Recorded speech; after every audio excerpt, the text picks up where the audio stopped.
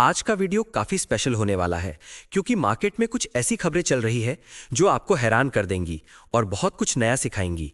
लेकिन आगे बढ़ने से पहले एक बहुत जरूरी बात, ये वीडियो सिर्फ और सिर्फ आपकी जानकारी और एजुकेशन के लिए है। मैं कोई इन्वेस्टमेंट एडवाइस नहीं दे रहा हूं। स्टॉक मार्केट में पैसा लगाने से पहले अपनी खुद की रिसर्च जरूर करें या किसी फाइनेंशियल एडवाइजर से सलाह लें। याद रखिए, यहां फायदा हो सकता है तो नुकसान का भी रिस्क होता है। तो वीडियो को पूरा देखना क्योंकि आज हम कुछ बहुत बड़े नामों और उनके चौंकाने वाले फैसलों पर बात करेंगे। तो शुरू करते हैं जोमैटो से, जिसका ऑफिशियल नाम इटर्नल है। जब से ये कंपनी लिस्ट हुई है, इसने लगभग 170% के शानदार रिटर्न्स दिए हैं। लेकिन असली कहानी इसके फंडामेंटल्स में छिपी है।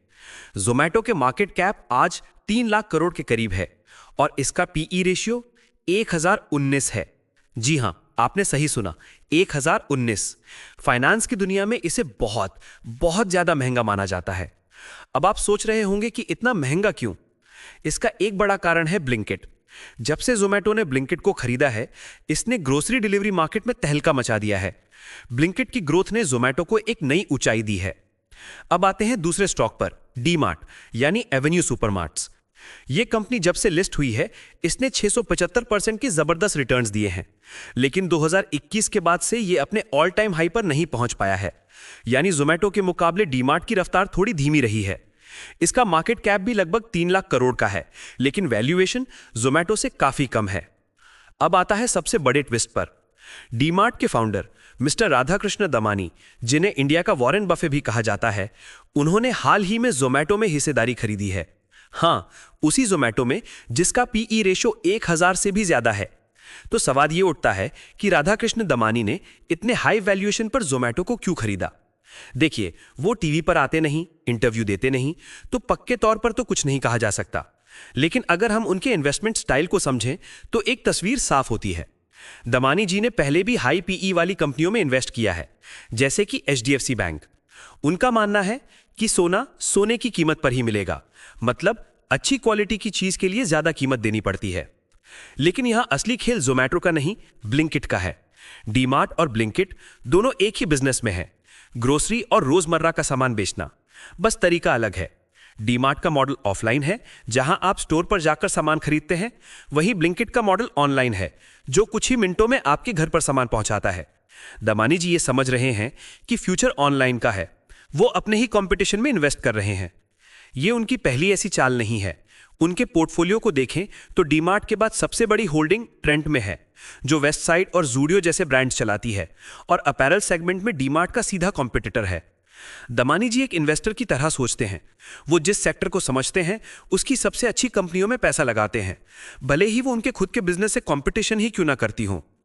उन्होंने और उनकी पत्नी ने मिलकर जोमैटो में लगभग 0.5% की हिस्सेदारी ली है, जो सुनने में कम लग सकती है, लेकिन 3 लाख करोड़ के मार्केट कैप पर यह एक बहुत बड़ी रकम है। अगली कंपनी है नेटवेव टेक्नोलॉजीज। इस स्टॉक में कल 7% की जबरदस्त तेजी देखने को मिली। कल तक स्टॉक 3100 के लेवल पर अटका हुआ था, लेकिन अचानक एक बड़ी बाइंग आई और स्टॉक ऊपर निकल गया। कभी कभी ऐसी अचानक तेजी के पीछे कोई अंदरूनी खबर होती है। नेटवेव का मार्केट कैप 18,000 करोड़ के करीब है और पीई रेशियो 143 का है। और हुआ भी वही। शाम को 6:32 पर खबर आई कि कंपनी को एक और बड़ा ऑर्डर मिला है। यह ऑर्डर 450 करोड़ रुपए का है। इससे पहले कंपनी को 1734 करोड़ का एक बड़ा कॉन्ट्रैक्ट मिल चुका है। हो सकता है इसी खबर की वजह से स्टॉक में कल तेजी आई हो।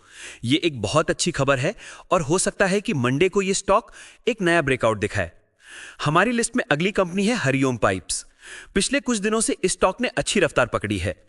कल भी स्टॉक 2.5% ऊपर बंद हुआ और यह तेजी आई मार्केट बंद होने से ठीक पहले 3:28 पर। खबर यह है कि कंपनी ने महाराष्ट्र सरकार के साथ मिलकर एक स्टील प्लांट लगाने के लिए हाथ मिलाया है। यह इन्वेस्टमेंट लगभग 3135 करोड़ रुपए का होगा। इसमें सरकार कंपनी को इंसेंटिव्स और अप्रूवल देने में मदद करेगी। यह एक बहुत बड़ी और पॉजिटिव खबर है, जो काफी अच्छा पोटेंशियल दिखाता है। तो दोस्तों, आज हमने देखा कि कैसे मार्केट के बड़े खिलाड़ी फ्यूचर को देखकर अपने दांव खेलते हैं और कैसी बड़ी खबरें स्टॉक्स की चाल को पूरी तरह बदल सकती हैं। दमानी का जोमैटो में निवेश हमें सिखाता है कि कभी-कभी आपको अपने कॉम्पिटिटर में भी वैल्यू दिख सकती है। वहीं नेटवेव और हरिओम पाइप्स की खबरें दिखाती हैं कि सही टाइम पर मिली जानकारी कितनी फायदेमंद हो सकती है। उम्मीद है आपको आज की एनालिसिस पसंद आई होगी। आपको क्या लगता है? राधाकृष्ण दमानी का ये फैसला एक मास्टर स्ट्रोक है या एक बड़ा रिस्क? नीचे कमेंट्स में जरूर बताएं। अगर आपने इस वीडियो से कुछ नया सीखा है तो इसे लाइक करना ना भूलें। हमारे पिछले वीडियोस, खासकर आईटी कंपनीज पर बना वीडियो जरूर देखें। मिलते हैं अगले वीडियो में।